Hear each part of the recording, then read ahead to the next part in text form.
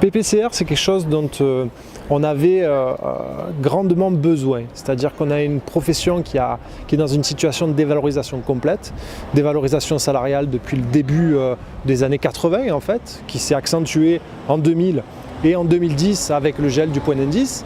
Et donc il y avait urgence. Et PPCR, c'est tout un dispositif sur les carrières, les salaires et l'évaluation qui permet de regagner un petit peu sur ce qu'on a perdu. Ouais, il y a plusieurs mesures dans ce dispositif. La première qui est très importante, c'est une reconstruction des grilles indiciaires, c'est-à-dire que pour chaque échelon, on a des indices qui déterminent notre rémunération qui sont augmentés, c'est-à-dire qu'il n'y a aucune baisse. Ensuite, il y a un dégel du point d'indice, qui ça est très important parce qu'il était gelé depuis 2010, donc on a gagné 1,2 points d'augmentation sur ce point d'indice en 2 fois. Il y a un transfert des primes dans l'indiciaire, c'est-à-dire que même si ça ne fait pas de différence sur la feuille de paye chaque mois, c'est quand même une augmentation de la pension de retraite. Et puis il y a une restructuration des carrières et du système de carrière, avec dans un premier temps un déplafonnement des fins de carrière, c'est-à-dire qu'il y a une création d'une classe exceptionnelle qui est un nouveau grade, malheureusement qui est trop restrictif, c'est-à-dire qu'il y a peu de profs qui pourront y accéder, mais pour autant, ça permet d'avoir des perspectives d'augmentation de salaire pour tous les profs. Au niveau de la hors-classe, on a l'engagement du ministère à faire que la hors-classe soit un débouché de carrière pour tous. Et ça, c'est fondamental.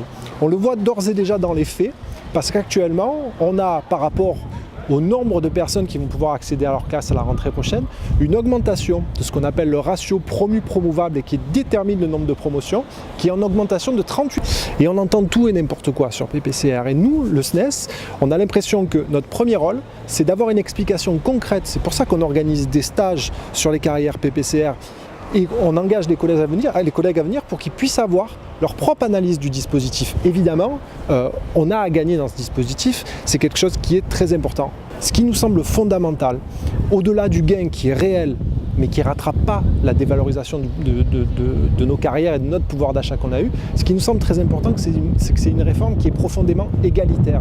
C'est-à-dire qu'il y a une réduction des différenciations qu'il peut y avoir entre deux profs sur le parcours de carrière. Ça, c'est très intéressant parce que ces différenciations, par exemple, sur les 11 échelons de la classe normale, elle est réduite par 5, c'est-à-dire qu'on passe de 10 ans d'écart potentiel entre deux profs à plus que 2 ans d'écart potentiel entre deux profs.